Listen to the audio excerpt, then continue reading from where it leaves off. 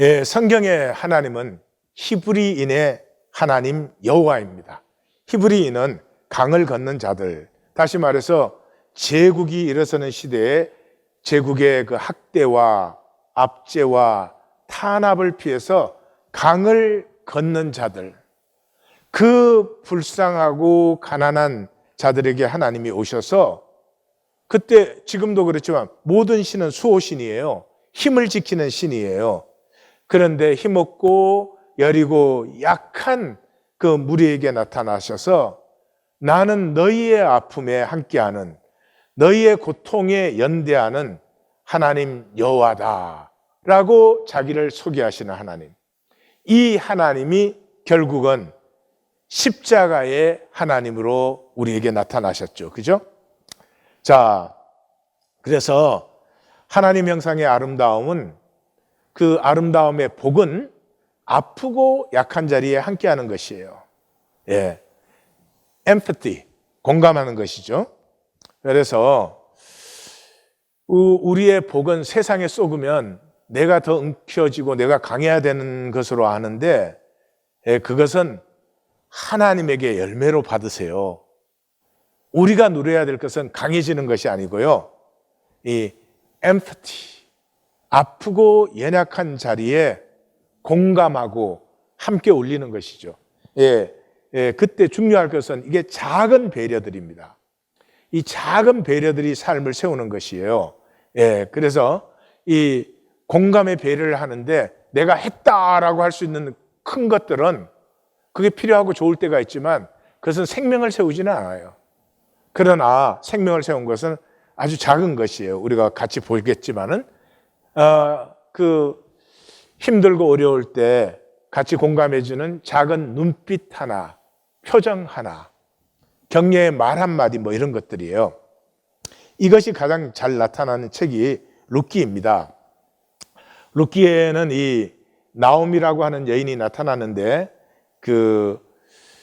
이 기근이 심해져 가지고 모압 땅으로 가족들이 이민을 갔지요. 거기에서 남편과 두 아들이 죽어버리고 자신과 두 며느리만 남았습니다. 그래서 이제부터 나를 나옴이라고 부르지 말라, 나를 마라라고 불러라, 하나님이 나를 징별하시고 나를 괴롭게 하였다, 이렇게 합니다. 그러니 이제 이 여인은 이제 자기의 본 고향으로 돌아갈 것밖에 없고, 이 이방인 며느리들은 이제 같이 갈 수는 없고 자기 집으로 돌려보내야 되는 상황에서 돌아가라고 합니다. 그런데 그 중에 룻이라고 하는 며느리가 이렇게 말합니다. 내게 어머니를 떠나며 어머니를 따르지 말고 돌아가라, 강권하지 마옵소서. 어머니께서 가시는 곳에 나도 가고 어머니께서 머무시는 곳에 나도 머물겠나이다. 어머니의 백성이 나의 백성이 되고 어머니의 하나님이 나의 하나님이 되시리니 어머니께서 죽으시는 곳에 나도 죽어 거기에 묻힐 것이라. 만일 내가 죽는 일 외에 어머니를 떠나면 여호와께서는 내게 풀을 내리시고 더 내리시기를 원하나이다 하시는지라. 이 어머니 가는 곳에 나도 가고 머무시는 곳에 나도 머물고, 어머니 백성이 나의 백성, 어머니 하나님이 나의 하나님, 어머니 죽는 곳에 나도 죽습니다. 이게 엠파티의 정수죠. 그 아픔밖에 남지 않은 어머니의 고통의 그 울림에 하나로 완전히 하나 되어서 같이 울려주는 거죠. 성경에 나타나지는 않았겠지만 나오미가 얼마나 고맙고 힘이 되었겠습니까? 한편으로 이 며느리가 걱정이 되겠지만 얼마나 고맙고 힘이 되었겠어요. 그런데 2장에 들어가면 이제 고향에 돌아가서 보아스를 만나는 장면이 나옵니다. 보아스가 그에게 대답하여 이르되 내 남편이 죽은 후로 내가 시어머니에게 행한 모든 것과 내 부모와 고국을 떠나 전에 알지 못하던 백성에게로 온 일이 내게 분명히 알려졌느니라.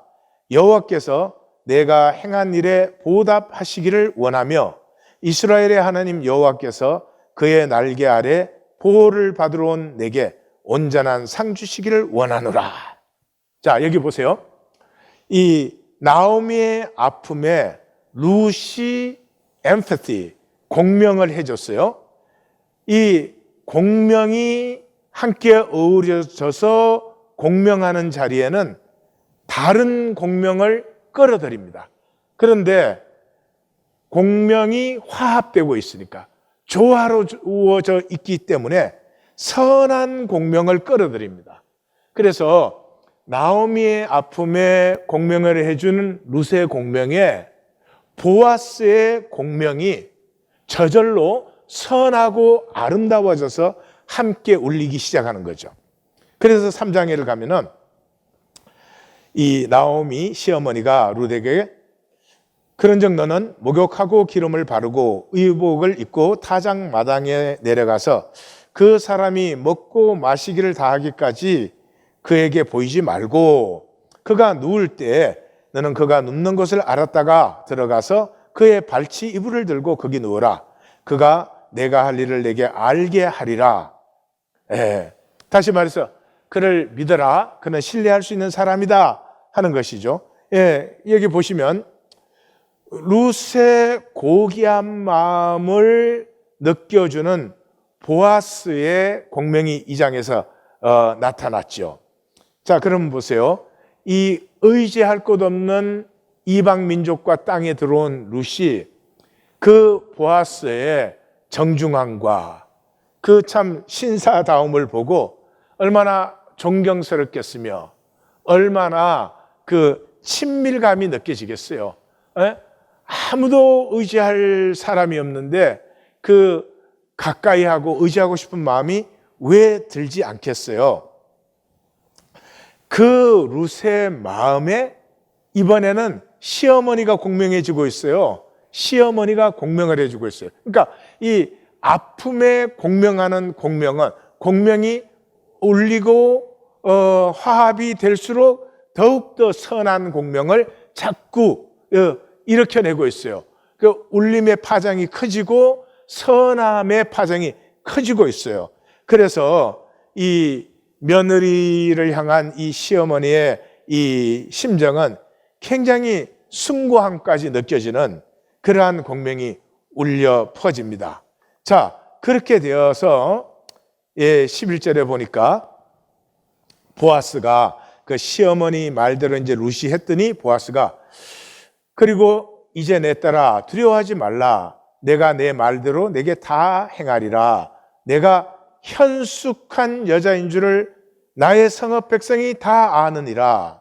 참으로 나는 기업을 물을 자이나 기업 물을 자로서 나보다 더 가까운 사람이 있으니 이렇게 말을 합니다. 그러니까 여기 잘 보십시오. 보아스가 룻의 마음을 받겠다는 거예요. 받는데 절대 가치 없게 받지 않는다.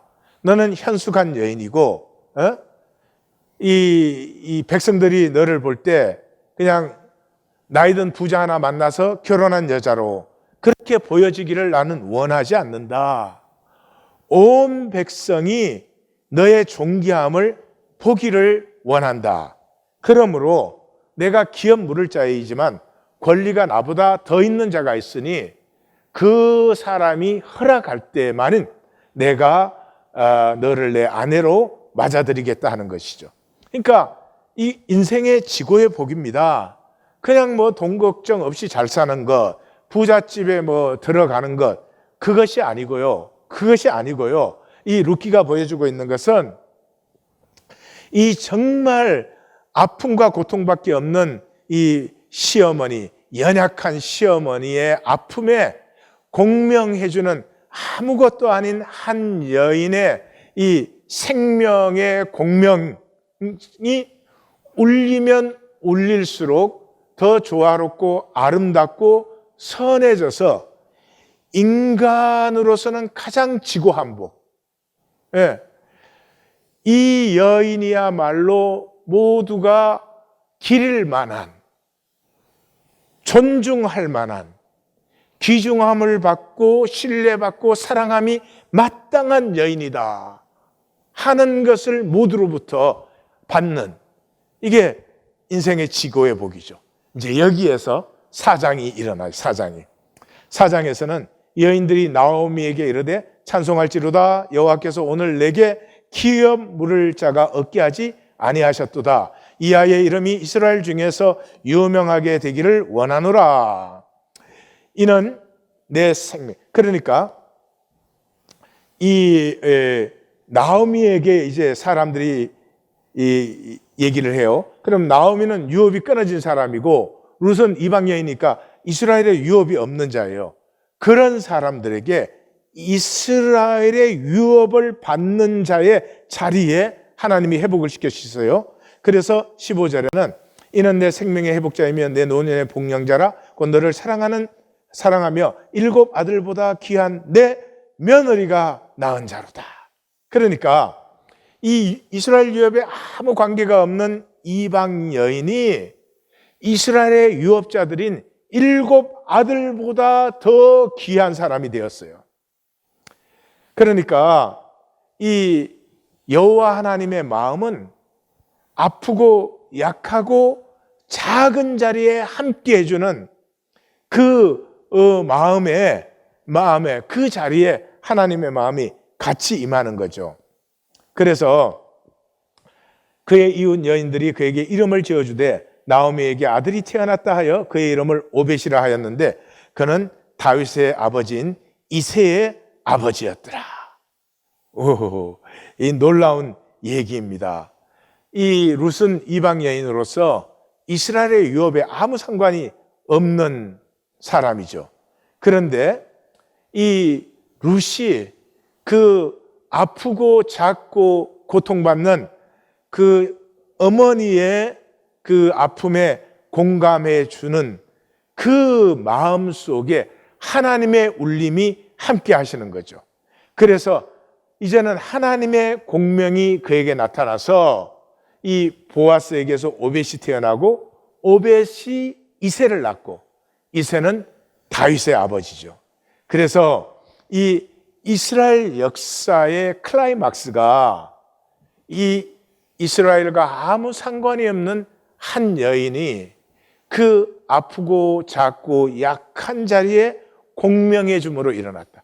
다시 말해서 이스라엘은 혈통이 아니에요.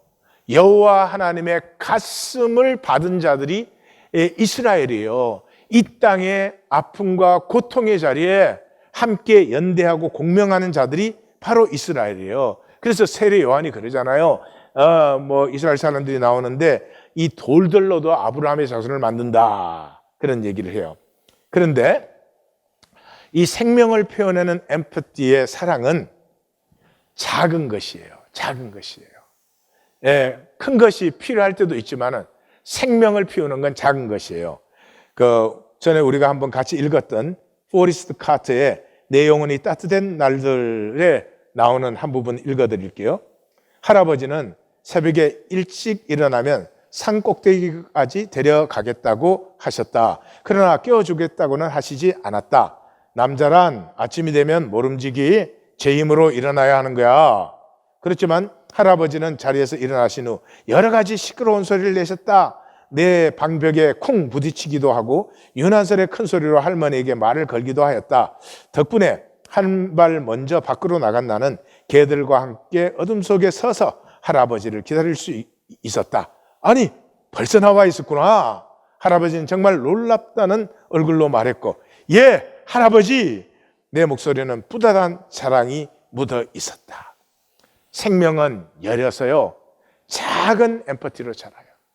예, 뭐를 큰 걸 해주고, 이건 다 제스처예요. 애니버서리 선물, 이런 건 제스처죠. 필요한 것이에요. 그러나 삶을 만드는 것은 평범한 시간에 작은 표정 하나, 말씨 하나, 말투 하나, 작은 터치 하나, 이런 것들이죠. 이 기독교의 비극은요, 푹 치고 장구치고 온갖 행사와 프로그램을 만들어내지요. 2-3 사람이 내 이름으로 모여서 그 여린 심령의 그 타치를 나누는 이것이 사라져 버린 것입니다. 예, 사람됨은 이 하나님 형상은 성공이나 업적이 있는 것이 아니라 겨자씨 안에 있습니다. 징기스칸, 알렉산더, 시저 다 사라진 그림자들이죠. 예, 생명은 그런 데 있지 않아요. 제가 메모북을 많이 정리했는데도 아직도 7권을 제가 가지고 있습니다. 그런데 1820 데일리 브레드 메모북에 적힌 것 하나 나누겠습니다. 고개 떨군 사람에게 보내는 작은 미소와 손잡음, 면목 없이 피하는 사람에게 전하는 오케이 사인, 자격 없다고 움츠린 사람 곁에 같이 움츠리기, 내가 조금 옆으로 움직이면 내가 앉을 수 있는 자리가 생긴다. 작고 소박한 배려가 높은 의식이에요. 뭘 했다라고 할 수 없는 배려, 그게 진짜예요. 소자에게 냉수 한 그릇 준 거, 그게 진짜 배려예요. 그래서 예수님은 마태복음 7장이나 25장에는 주의 이름으로 내가 했나이다 하는 사람들이 나오고 했나이다 하는 사람들이 나와요. 그 했나이다는 다 그림자의 허상이에요. 믿게 보면 잡초 아닌 풀이 없고 곱게 보면 꽃이 아닌 사람이 없다. 이 한국 지하철 안에 있는 카피예요. 그 사람보다 어떤 원리와 의도 앞세우지 않는 사람들, 이것이 1820 데일리 브레드의 사람들이에요. 인간이 아무리 모양을 잡아준다고 해도 결국 나무는 타고난 방식으로 자란다. 아이를 벌 주더라도 그것을 기억하라. 또한 천성이 강하기 때문에 그 잠재력도 피우는 것이다. 이게 톨스토이의 지혜예요. 그 살아갈 날들을 위한 공부를 하는 그 책에서 나오는 것인데요. 아이는 고치는 게 아니에요. 많은 부모들이 잘못 생각해요. 생명은 고치는 게 아니에요. 다만 사랑할 수 있을 뿐이에요. 그 사랑하면은 때로는 징계도 있고 훈계도 있지만은 사랑이어야 돼요. 그래서 이 세상은 사람을 전부 고치려고 하죠. 이래야 된다, 저래야 된다, 머스터베이션 뿐이잖아요. 그래서 1820 데일리 브레드는 이 인생을 비참하게 만드는, 너는 고쳐져야 돼, 너는 잘못되었어, 너는 그 모습으로는 사랑받을 수 없어, 너 출세해야 돼, 넌 성공해야 돼, 그래야 인정받아, 너는 아무것도 아니야, 이렇게 인생을 비참하게 만드는 세상과 싸우는 것이 1820 데일리 브레드입니다. 저는 세상의 모든 가치와 싸워보고 싶고 이 세상의 모든 허상과 싸워서 이 십자가의 실제를 세워보고 싶습니다. 무엇보다 특별히 노년의 무가치함. 우리 사는 시대가 수명을 연장했다 그랬는데 수명 연장 아니에요. 노년기가 연장된 것이에요. 그런데 이 노년기는 참으로 무기력하고 정말 무가치하게 취급받고 있습니다. 노년기가 황금기예요. 노년기야말로 나됨을 살 수 있는 시간이고요. 대부분의 의무에서 자유해졌습니다. 그런데 인터넷 에이지가 들었으면서 이 잘 모르니까 이 노년은 다 무식하고 무지한 걸로 되어 있어요.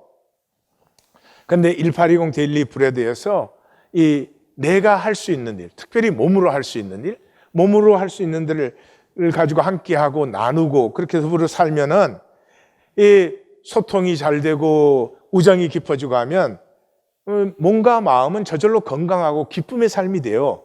그러면 모세와 같이 주님 앞에 쓸 때까지 기력이 쇠하지 않고 시력이 혈이지 않아요. 그렇게 1820 데일리 브레드는 이 어린아이에서부터 노년까지 생명을 가꾸고 생명을 북돋우는 그런 세상을 대항해서 생명의 주권을 선포하는 그런 사람들이 되고 싶습니다. 엘레나 루즈벨트가 아름다운 젊음은 자연현상이지만 아름다운 노년은 삶의 아픔과 함께하여 준 날들이 빚은 예술작품이다, 이렇게 말을 했습니다. 서로의 아픔을 품어주는 마음에는 마음도 몸도 건강해지는 것입니다. 주님, 생명을 알고 생명을 품고 생명을 가꾸는 사람들 되게 하여 주시옵소서.